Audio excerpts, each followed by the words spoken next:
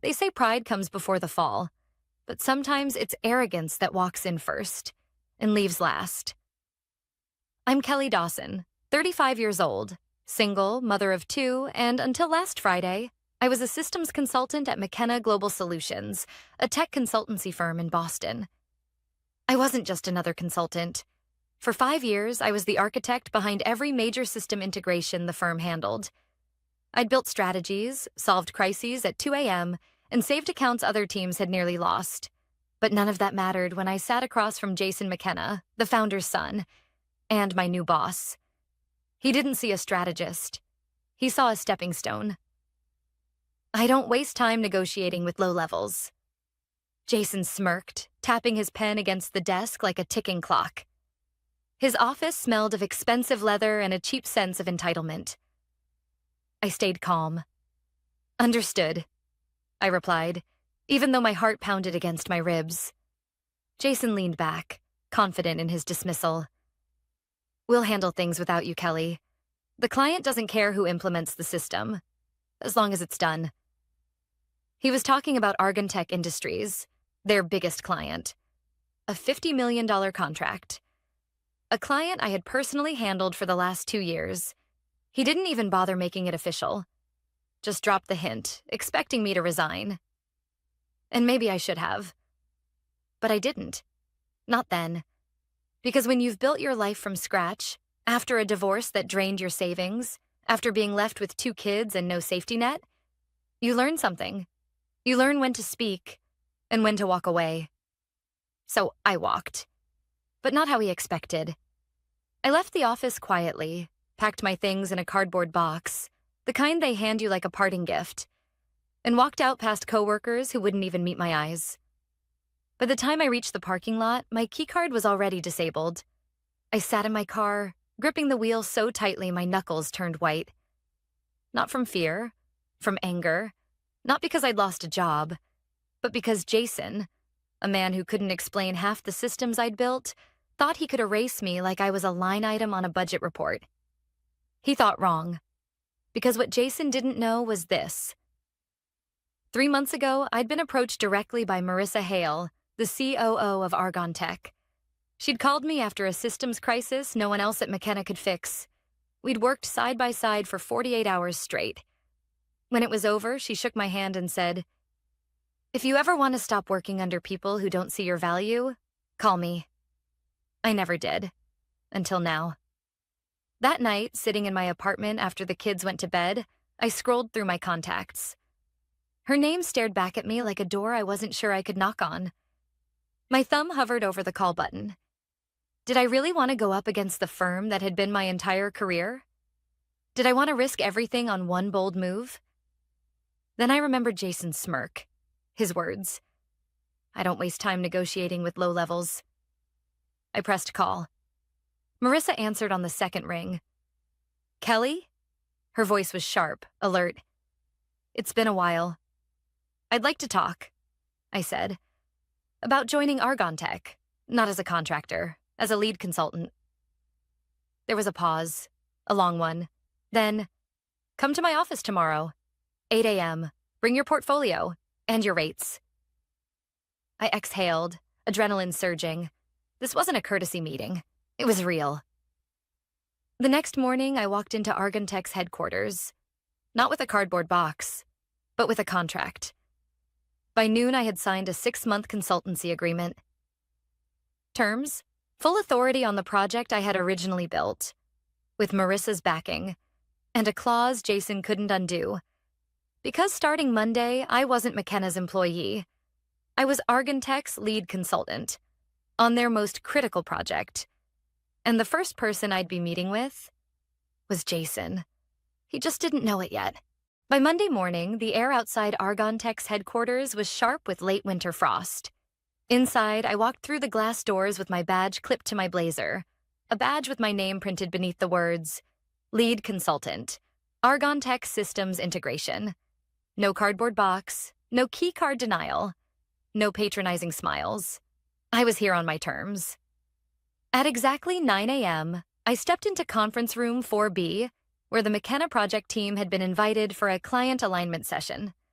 They filed in, chatting and laughing. And then they saw me. First came David, the junior project manager. His eyes darted between me and his notes.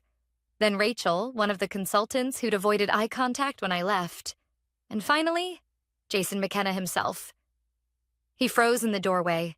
For a heartbeat, the room fell silent. Jason blinked, forcing a smile that didn't touch his eyes. Well, this is unexpected. I met his gaze calmly. Good morning. Please have a seat. We'll be reviewing your transition plan. He stared at me, confusion flickering behind his polished facade. I'm sorry. Your transition plan? Correct, I said, flipping open the project binder in front of me. As of today, I'm overseeing the Argon Tech system implementation as lead consultant. I'll be coordinating directly with your team to ensure a smooth handover. The word handover hit like a crack in the glass.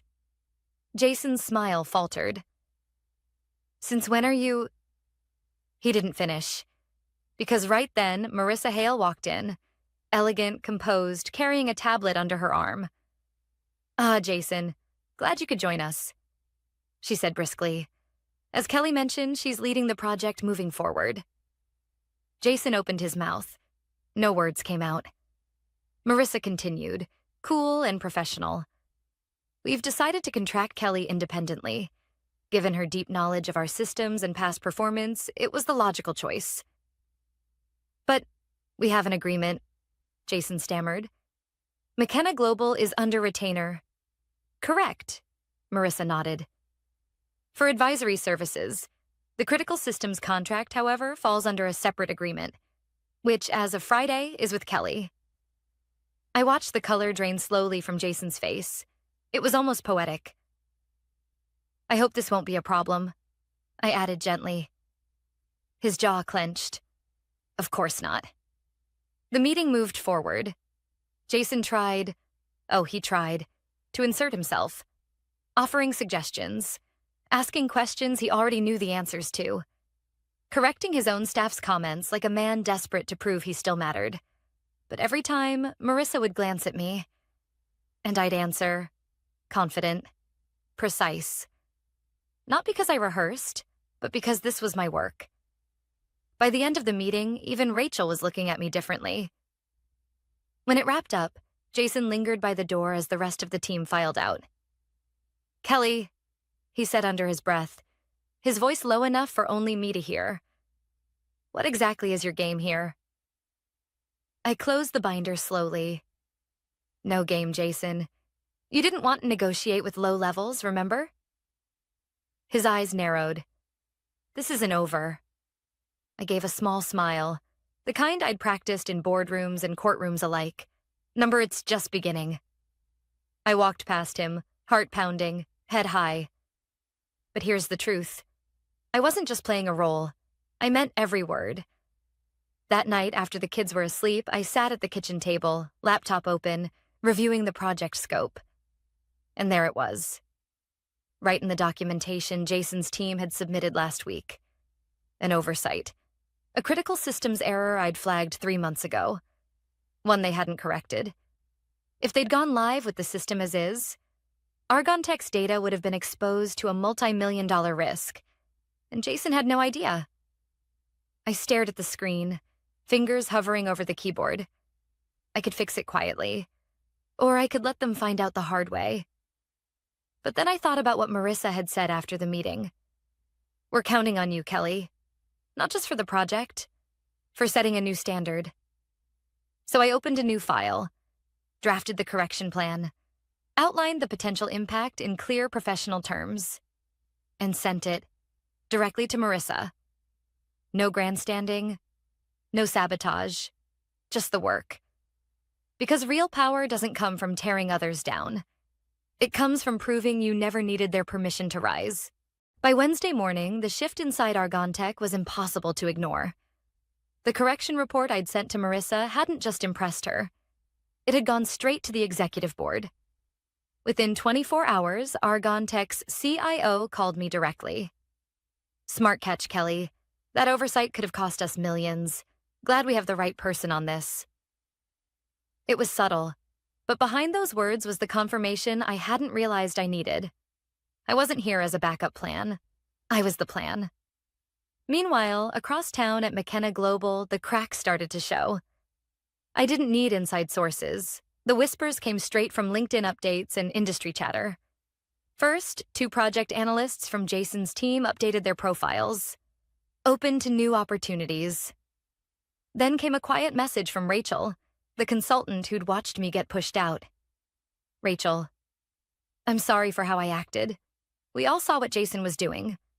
I guess I didn't want to be next. If you ever need a consultant, I'd love to work under someone like you.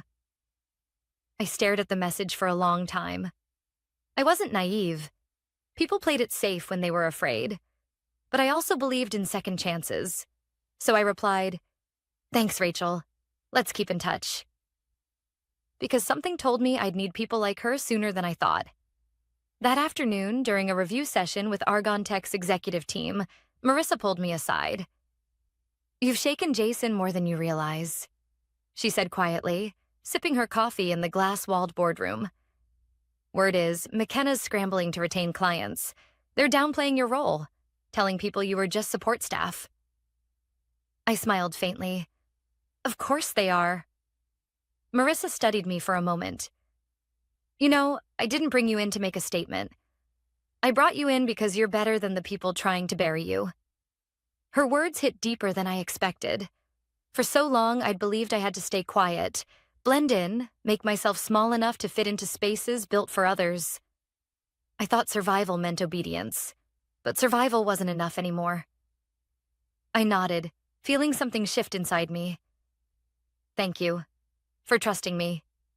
She gave a rare, genuine smile. "Earned, Kelly. You earned this." By Friday, the fallout at McKenna went public. Tech Connect Weekly published a small but sharp piece. McKenna Global Faces Client Transition Challenge After Lead Consultant Departure. The article was neutral on the surface, but anyone reading between the lines saw it for what it was. A public acknowledgement that Jason had let the wrong person walk away. I could almost hear Jason's voice in my head. This isn't over. But instead of fear, I felt calm. Because by now, I wasn't just reacting. I was setting the pace. That evening, I picked up my kids from school. Evan, my 8-year-old, launched into a story about his science project. Mia, 10, chattered about her art class. I smiled, letting their voices wrap around me like a reminder of why I'd fought so hard. Mia glanced up as we crossed the parking lot. "Mom, are you happy now?" I blinked, caught off guard. "What do you mean?" She shrugged.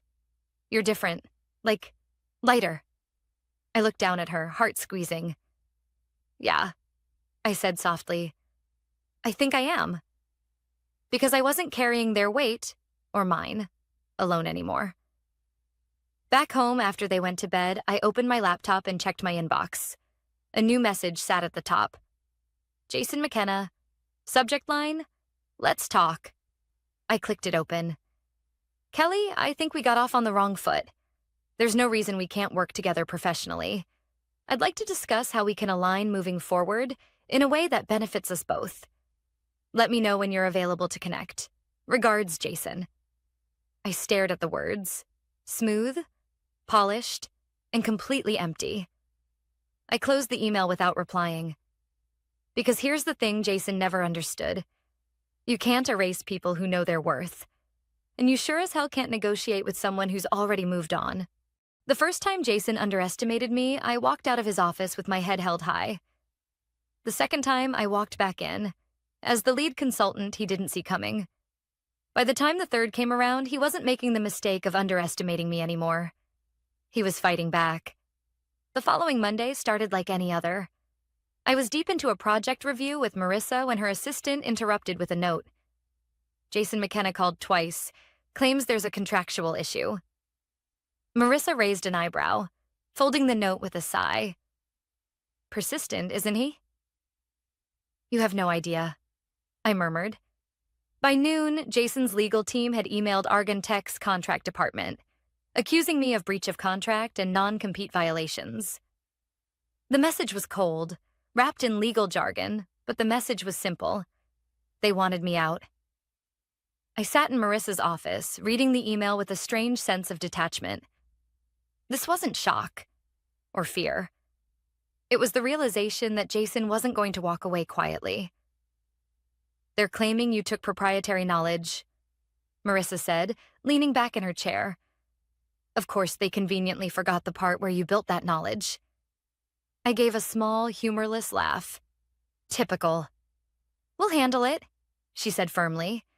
"Our legal team is solid. You're not going anywhere." But still, something in me twisted, because this was exactly the kind of tactic that worked on people like me. The ones who didn't have family money, corporate backing, or a safety net. I'd seen it before. Legal threats, quiet character assassinations, pressure until you either cracked or disappeared.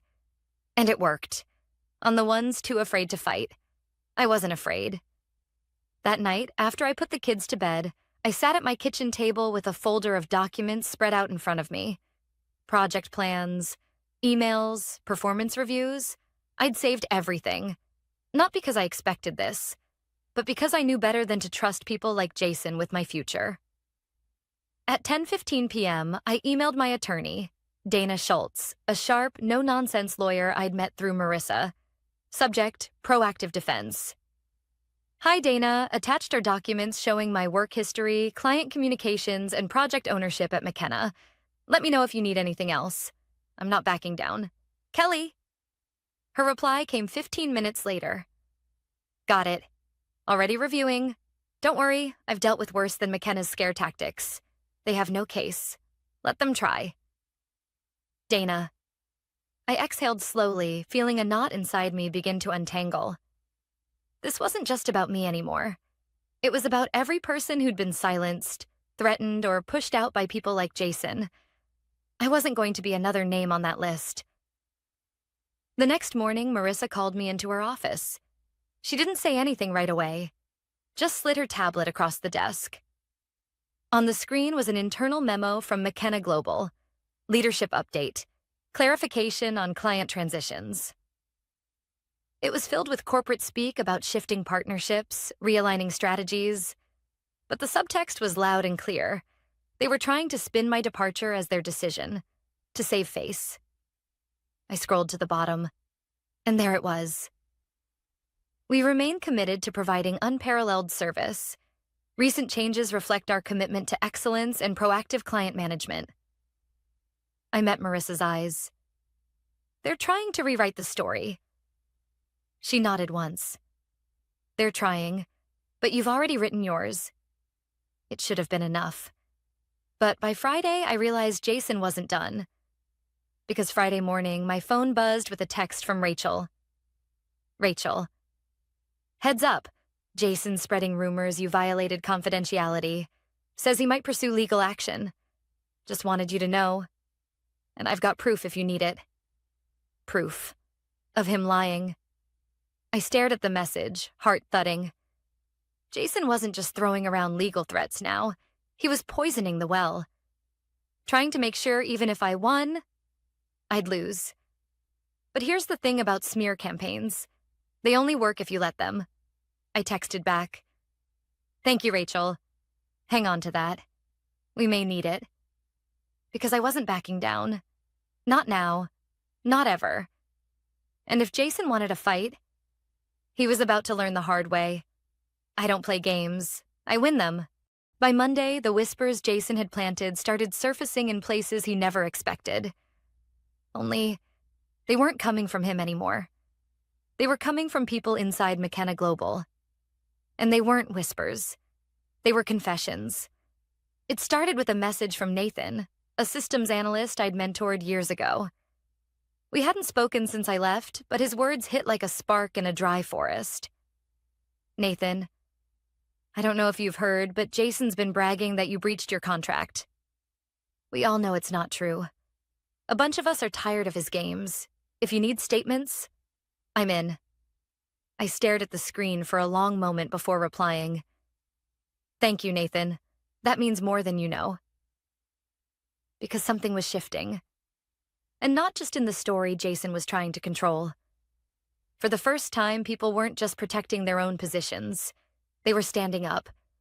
By noon, I had 3 more messages from former colleagues.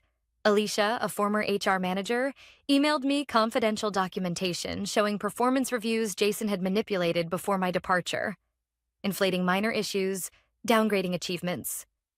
"They did it to justify cutting you loose," she wrote. "I should have said something then. I'm saying it now." I forwarded everything to Dana. Her response was instant. "This is gold. The more they push, the deeper they dig their own grave. Let's finalize our response. We'll make the first move." Because here's the truth. Jason wasn't launching an offensive. He was covering a retreat, trying to control the narrative before it slipped beyond his grasp. And by Tuesday, it had. That morning, Tech Connect Weekly published a new headline. McKenna Global accused of retaliation against former consultant.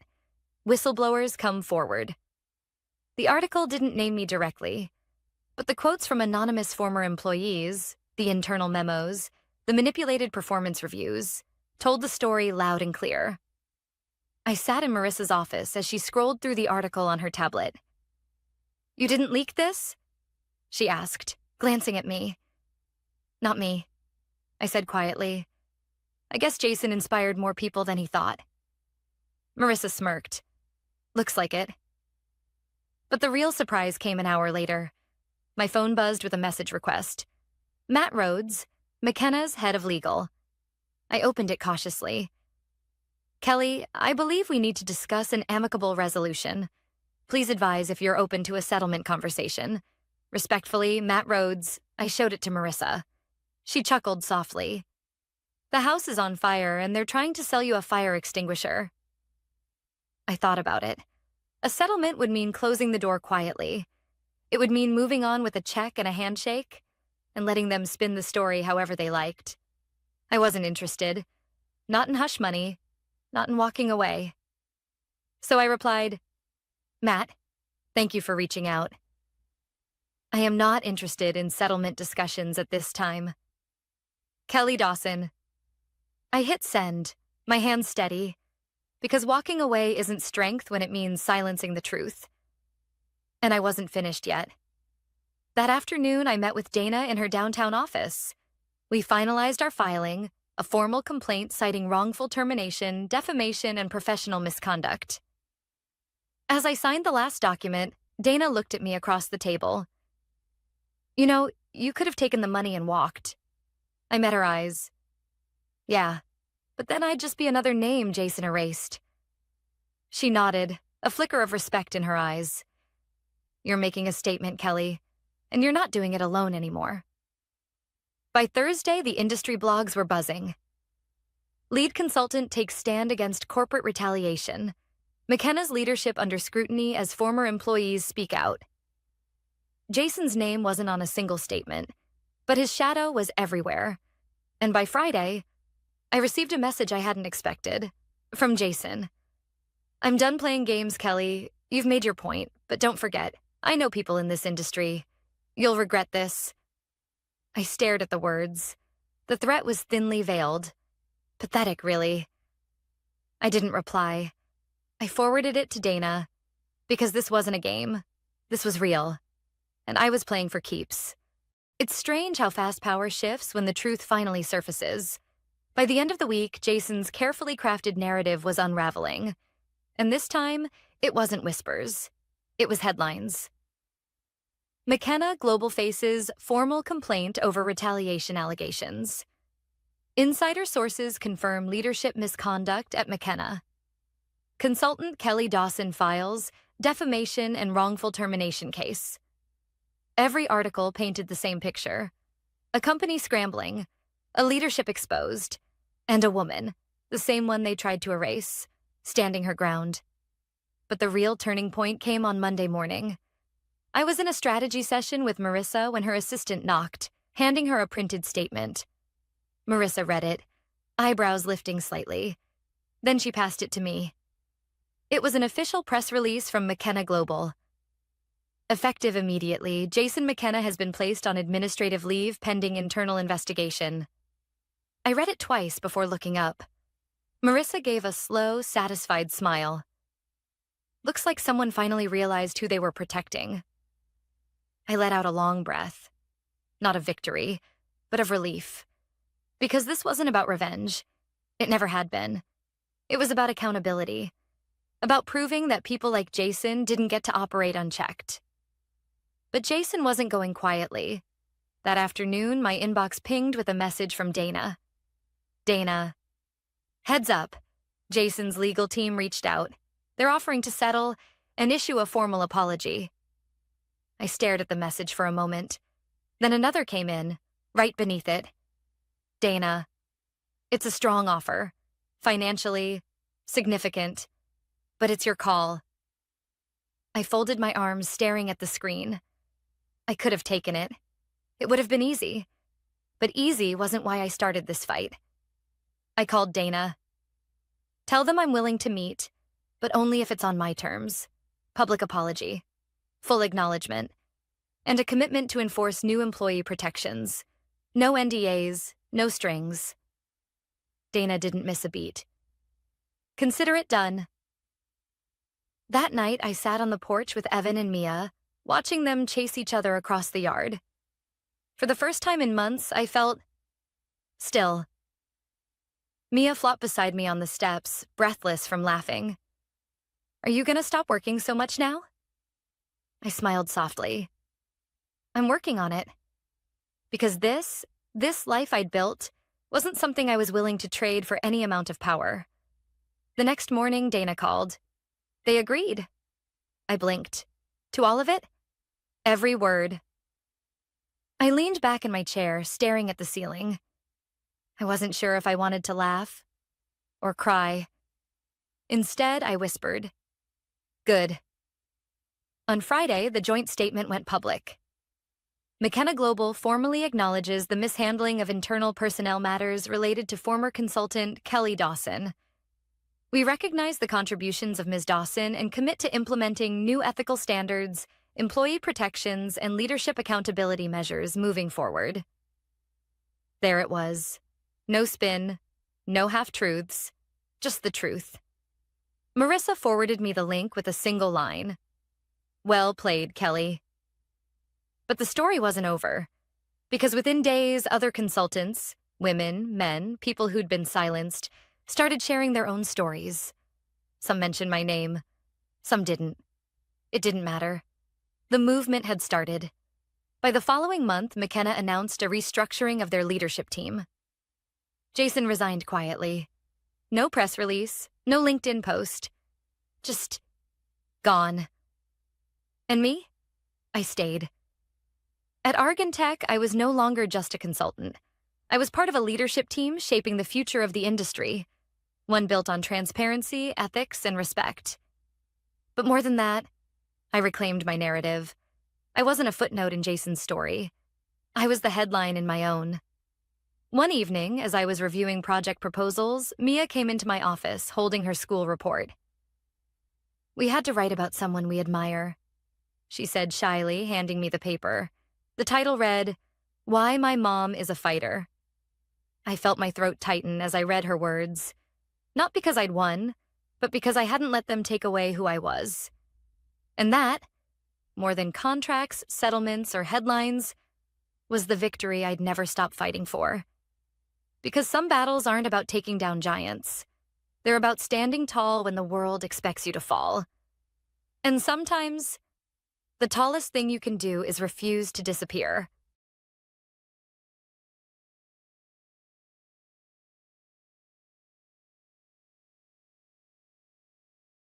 The restaurant hummed with soft music, hushed conversations, and the occasional clink of crystal glasses. Golden lights shimmered against dark wood panels, casting a warm glow over the long table where my team sat, laughing, eating, and celebrating. Tonight was supposed to be my night. For 6 years, I had poured everything into this company, staying late to clean up crises, smoothing over client disasters, training every new hire who walked through the door. I wasn't just an employee. I was the safety net they all leaned on. And my boss, Steven, made sure I knew it. "You're next in line, Kathy," he'd said just last month. "Keep this up and the senior project manager title is yours." So when the quarterly results party was announced, I knew tonight would be it. I imagined it 1,000 times. The announcement, the applause, the feeling of finally being seen. I glanced around the table, trying to calm the butterflies in my stomach. The team was in high spirits, celebrating a massive project success, one I had led from start to finish. At the head of the table, Stephen stood, raising his glass and tapping it gently with a spoon. The chatter faded. My heart raced. "Tonight," Stephen began, flashing his signature confident smile, "I want to recognize someone who's proven to be an incredible asset to our company. Someone who stepped up, delivered beyond expectations, and showed extraordinary leadership." He paused, sweeping the room with his eyes. My fingers tightened around my glass. This was it. In just 4 months, my smile froze. Stephen turned toward Madison, the new hire, the girl I had trained personally, the one fresh out of college who hadn't even learned the client system before I spent weeks walking her through every detail. "Madison," Stephen beamed, "you've outperformed every expectation. Your creativity, energy, and fresh perspective have made a huge impact on this company. I'm proud to announce your promotion to senior project manager." The room erupted into cheers and applause. I sat motionless. The congratulatory smiles, the clinking glasses, the pats on Madison's back, it all blurred around me. I forced a smile onto my face, lifted my glass, and toasted with them. Of course. Of course Madison deserved it. 4 months in, and apparently she had done more than I had in 6 years. I caught Stephen's eye. He gave me a wink. "And of course, Kathy," he said loudly, "you've been such a valuable team player. We're all grateful for your dedication." Team player. The polite pat on the head for the loyal workhorse. I swallowed hard and raised my glass again. "To Madison," I said brightly. "Congratulations." Stephen smirked, taking a sip. "Maybe you'll learn a thing or two from her, Kathy." A few people chuckled. Even Madison gave a soft, awkward giggle. I laughed too. What else could I do? 'Cause a scene? Ask him why he dangled a promotion in front of me for months only to humiliate me like this? I smiled, drank, and kept my composure. But inside me, something cracked. As the night wore on, I played the part, laughing, chatting, raising my glass when expected. But every smile felt thinner, every polite nod more mechanical. The storm inside me grew louder with each passing toast. When the dinner finally ended, I stepped out into the cool night air. The city lights blurred as I stared down at my phone. My hands trembled, not from anger, but from something deeper. Calm, controlled, strategic. I opened a new email draft. Subject, resignation, effective. Immediately, I typed the words slowly, savoring each one. "Dear Stephen, please find my formal resignation attached. Effective Monday morning. Best, Kathy." I stared at the screen for a heartbeat and pressed send. A strange peace washed over me. For the first time in years, I wasn't afraid. But I wasn't done yet.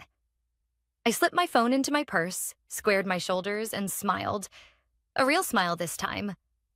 On Monday, Stephen would realize what happens when you push the wrong person too far. And I couldn't wait to watch his world fall apart. Monday mornings at the office always carried a certain buzz. Coffee brewing, keyboards clacking, the low hum of chatter in the break room.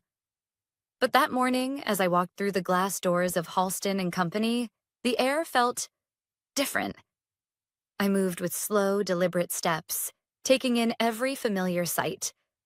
The receptionist flashing her usual too bright smile, the interns scurrying around with clipboards, the soft hum of printers in the background. But today wasn't business as usual, because today, sitting in Stephen's inbox, was my resignation letter.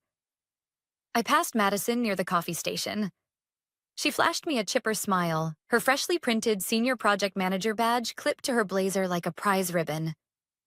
"Morning, Kathy," she chirped, almost too cheerfully. I smiled back. "Morning."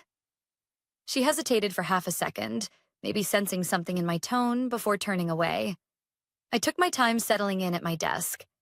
Neat as always, every file precisely organized. I logged into my computer, responded to 2 client emails, and printed out a final set of project reports. Reports that, after today, would be someone else's problem. And then, right on cue, Stephen's door swung open. "Kathy," he called, his voice sharper than usual. "My office now." The room fell into a hush, heads lifted over cubicle walls. Coffee cups paused mid-sip. I stood up slowly, smoothed the front of my blouse, and walked toward his office with the calm of someone walking toward a victory, not a confrontation. When I stepped inside, the door clicked shut behind me. Stephen sat at his desk, my resignation letter printed out neatly in front of him. His confident smirk from Friday night? Gone. He looked rattled. "You're resigning?" His voice was low, incredulous. I sat down across from him, folding my hands neatly on my lap. "Yes, effective immediately." Stephen leaned forward, shaking his head slightly. "Kathy, come on. This is sudden. We didn't even discuss this. I mean, why?" I gave a soft, almost amused chuckle. "We didn't discuss Madison's promotion either, but here we are." His jaw flexed, a tiny flicker of irritation breaking through. "That wasn't personal," he said quickly. "She just outperformed you." "After 4 months," I said, tilting my head. "But sure, if that's what you believe." Stephen's gaze dropped to the letter. He tapped it with his pen, tapping harder than necessary. "You've been with this company for 6 years, Kathy. You're an important part of this team. I don't want to lose you." I held his eyes for a long moment, searching for even a flicker of sincerity. There wasn't any, just fear. "You don't want to lose me?" I echoed softly. "But you had no problem overlooking me for a promotion I earned. No problem watching me get humiliated at my own celebration dinner. And no problem telling me to learn a thing or two from someone I trained." His mouth opened slightly, but I wasn't finished. "You made your choice, Stephen. And I've made mine." He exhaled slowly, gripping the edge of his desk. "Kathy, listen. Maybe I made a mistake. Maybe I should have handled things differently. But resigning out of nowhere? This isn't the smart move. You're making an emotional decision." I smiled, but there was no warmth in it. "I sent that email on Friday night. If this was just emotion, I would have stormed out right then. But I didn't. I waited. And now, I'm walking out on my terms." His eyes narrowed slightly, the calculating look of a man used to having the upper hand. "So what's your plan?" he asked, his tone turning sharp. "Run to one of our competitors? Because don't forget, you signed a non-compete agreement." I gave a soft laugh. "Oh, Stephen." "I don't need to go to a competitor," I said, standing up smoothly. "While you were busy ignoring me, someone else wasn't." His eyes darted up. "What are you talking about?" I leaned in slightly. "You remember Daniel Rhodes, the COO you pushed out last year?" Stephen's expression darkened. "Daniel? He's starting his own firm. He offered me a director-level position, months ago. I turned it down back then. I was loyal. But Friday night changed everything." I met his stunned gaze head-on. "I called him after the party. I accepted." For a moment, Stephen said nothing, just stared like he was trying to process it all. "You're leaving for Daniel's firm?" he finally asked, his voice tight. I nodded. "I start next Monday." His shoulders stiffened, his carefully crafted confidence cracking. "Kathy, be reasonable. We can work something out. Let's talk about this." I gave a slow shake of my head. "I don't want to talk. This is final." And with that, I turned toward the door. Just before I stepped out, I glanced over my shoulder. "You know, Stephen, it's funny how people only realize someone's worth when they're walking away." Then I walked out, leaving him alone with the consequences. I didn't look back. When I stepped out of Stephen's office, the entire floor had gone unnervingly silent. I felt every pair of eyes on me, the curious glances over cubicle walls, the subtle shifts in posture as if people were trying not to stare but couldn't help themselves. I walked back to my desk with measured steps, letting the hush follow me like a shadow. No one spoke. Not yet. I sat down, opened my laptop, and drafted a simple, direct email to the leadership team. Subject: Official resignation notice. Effective: Immediately I am stepping down from my position at Halston and Company, effective today. It has been an experience I will not forget. Best, Kathy. I reread it once. Professional, brief, but the message underneath was loud and clear. I hit send. Seconds later, the first whispers began. Kathy resigned? Did you hear? Is this for real? The wildfire was spreading, and I didn't have to do a thing to fuel it. I started packing up my things, moving with quiet efficiency. No rush, no panic. Every motion deliberate. Folding a sweater, sliding a photo frame into a box, unplugging my charger. I was halfway through when Rachel, one of the few people I genuinely respected in this place, appeared at the edge of my desk. Her eyes were wide, her voice low. Kathy, is it true? I met her gaze and gave a small smile. Yeah, it's time. She exhaled, shaking her head. Wow, I get it. After Friday? But still, I didn't think you'd actually leave. I glanced toward Stephen's office, the door now firmly shut. Neither did he, I said softly. Rachel let out a half laugh, half sigh. He's an idiot. Everyone here knows you deserved that promotion. A few other coworkers had started hovering nearby, pretending to sort files or check emails. Subtle, but not subtle enough. They were listening. Even Madison.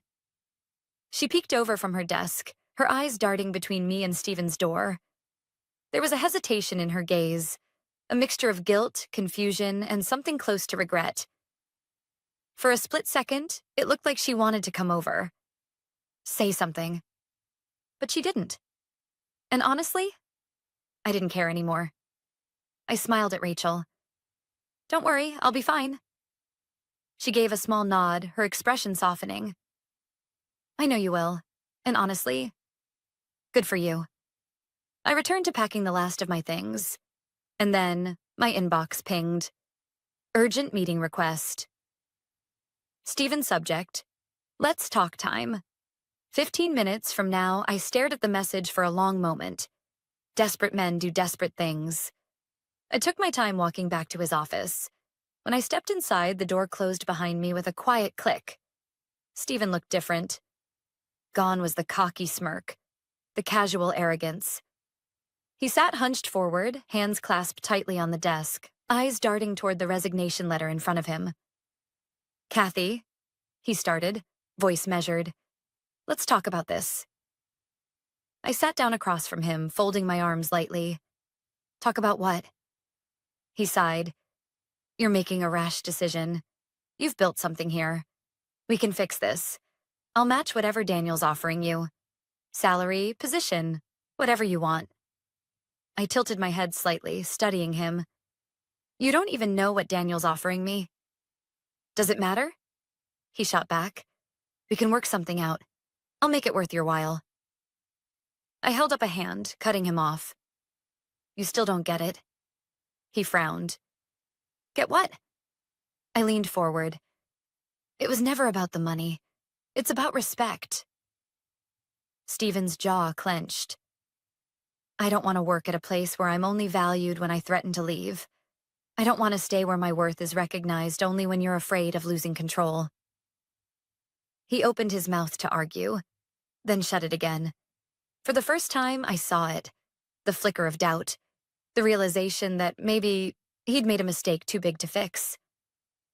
Kathy, be smart about this, he said, lowering his voice. You have a future here. I smiled. No, Stephen. I had a future here. You threw it away. I stood up, smoothing my blazer. This conversation's over. As I reached the door, I paused. You should take notes, Stephen. I said softly, echoing his own words back at him. Maybe next time you'll know how to treat the people who actually make your company run. And then I walked out. By Tuesday morning, the whispers inside Halston and Company had grown louder. I wasn't there to hear them. But the updates still reached me, faster than I expected. I sat in my new office at Rhodes Consulting, a bright corner space with floor-to-ceiling windows overlooking the city skyline. My name was already on the door.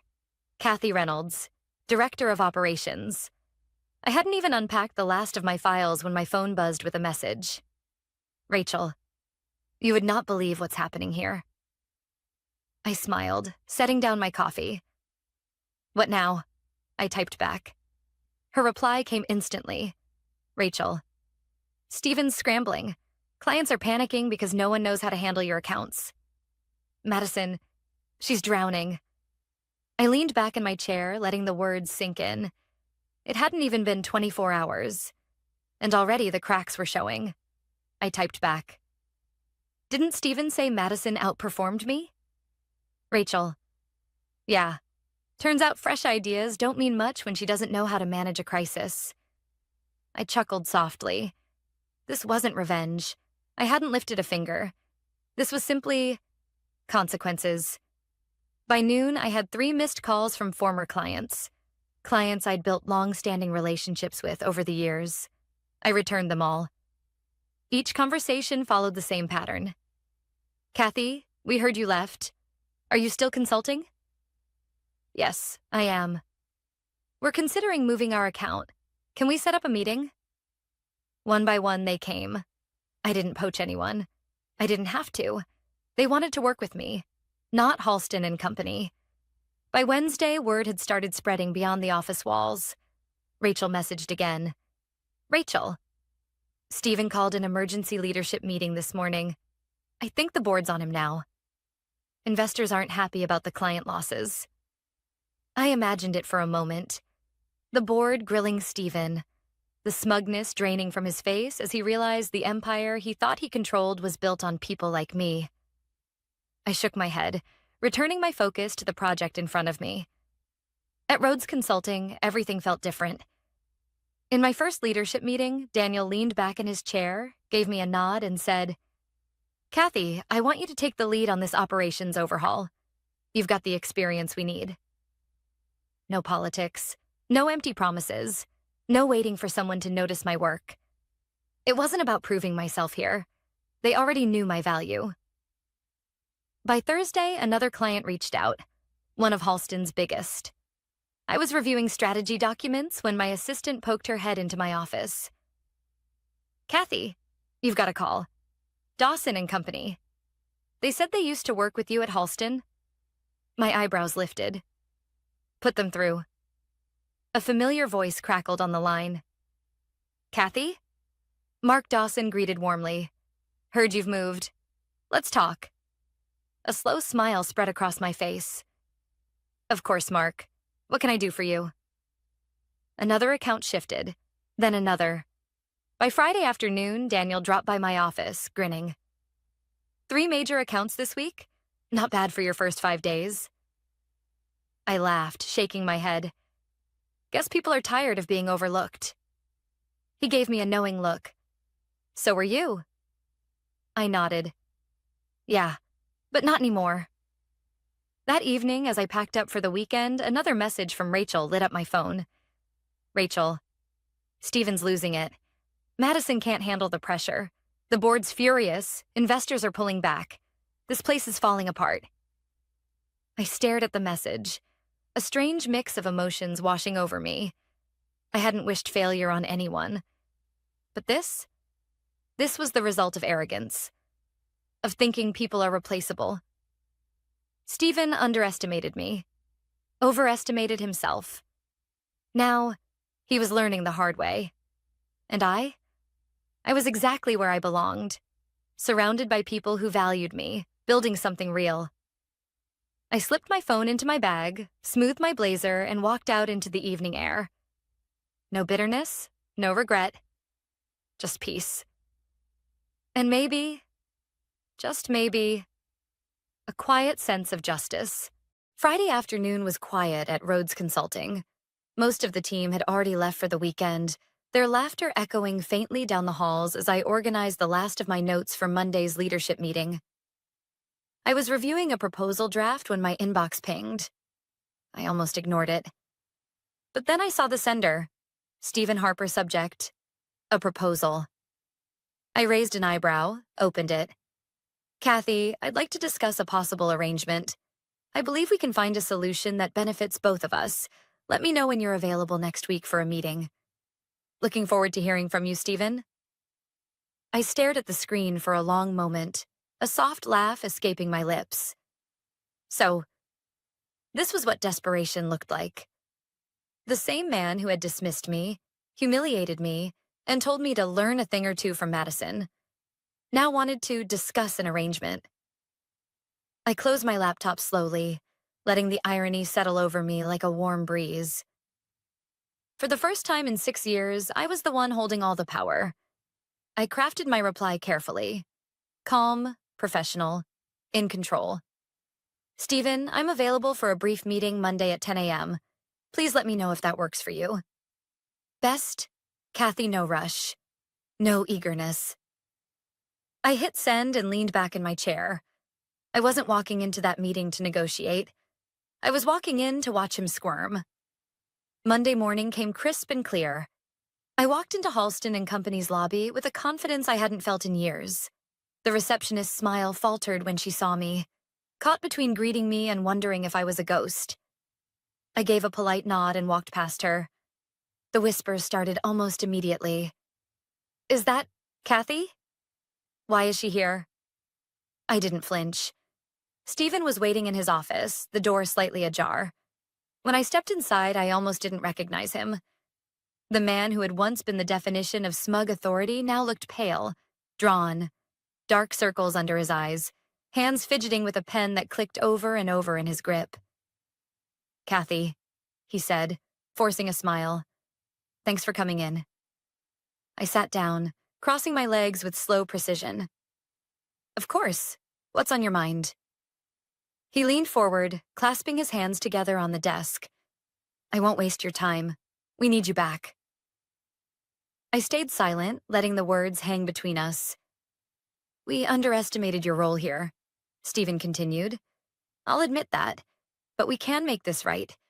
If you come back, I'm prepared to offer you a substantial raise, a senior executive title, and full decision-making authority over your department.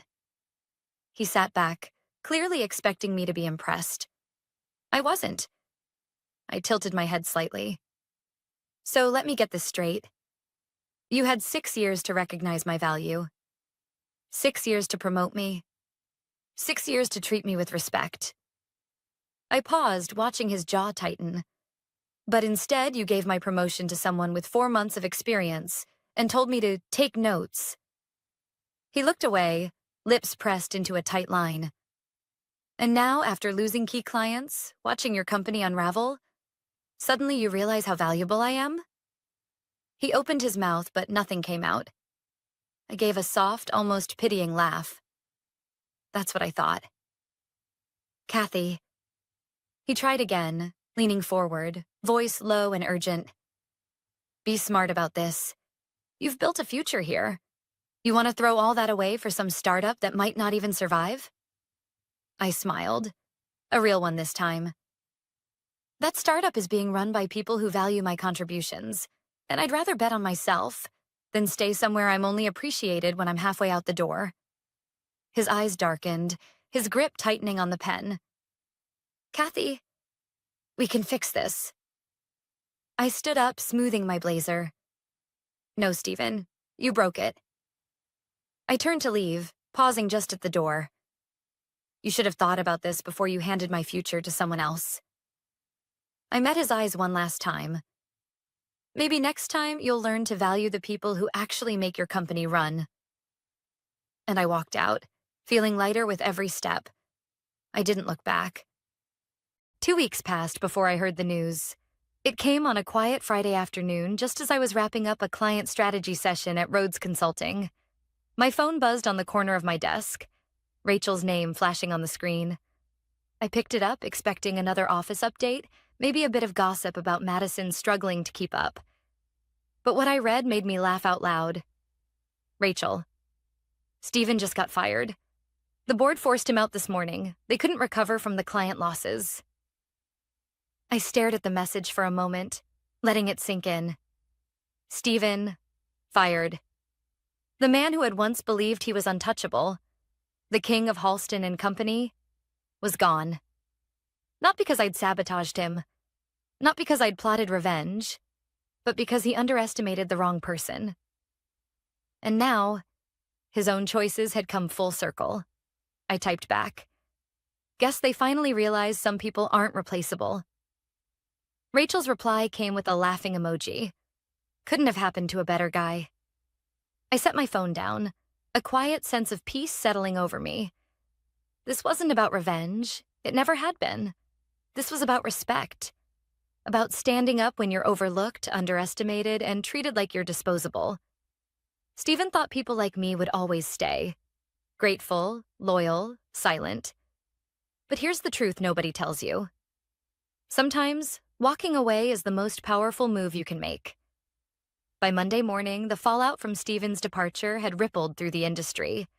I heard it on client calls, at networking events, even in passing conversations at the cafe near our office. Halston? They're losing people left and right. I heard their board forced the CEO out. Apparently their best accounts jumped ship. And in every whisper, my name surfaced. Not in scandal, not in anger, but in quiet respect. Kathy Reynolds, the one who walked away and didn't look back. At Rhodes Consulting, things thrived. Our client roster nearly doubled in a month. Daniel brought me into high-level strategy meetings, and for the first time in my career, I wasn't fighting to be heard. People listened. People respected me. People trusted me. I wasn't chasing validation anymore. I'd earned it. One afternoon, as I stepped into a leadership roundtable, Daniel caught me at the door. Got a second? Of course. He gave me a small, knowing smile. Steven called me. I blinked, surprised. Really? Daniel nodded. Wanted to see if there was a place for him here. Said he admired what we were building. I raised an eyebrow. And? Daniel shrugged, almost amused. I told him we don't have room for people who don't value their team. I let out a quiet laugh. Good call. Daniel nodded once more. And Kathy, I'm glad you're here. You've been a game changer. I met his eyes and offered a genuine smile. Thank you. I'm exactly where I'm meant to be. And for the first time in years, I truly believed it. Looking back now, I realize that Steven never really understood leadership. He thought it was about control, about power, about sitting at the top while everyone else carried the weight. But leadership isn't about control. It's about trust, respect, and valuing the people who help you succeed. The ones who show up early, stay late, fix the problems no one else sees, and never ask for applause. Because when you fail to see them, eventually they'll stop waiting for you to notice. And when they walk away, you'll find out the hard way. They were never the ones who needed you. You needed them. I packed up my things for the day, stepped outside into the crisp evening air, and smiled to myself. This wasn't just the end of a chapter. It was the start of something entirely new, and this time, I wasn't waiting for anyone to hand me a seat at the table. I'd built my own, and I wasn't looking back.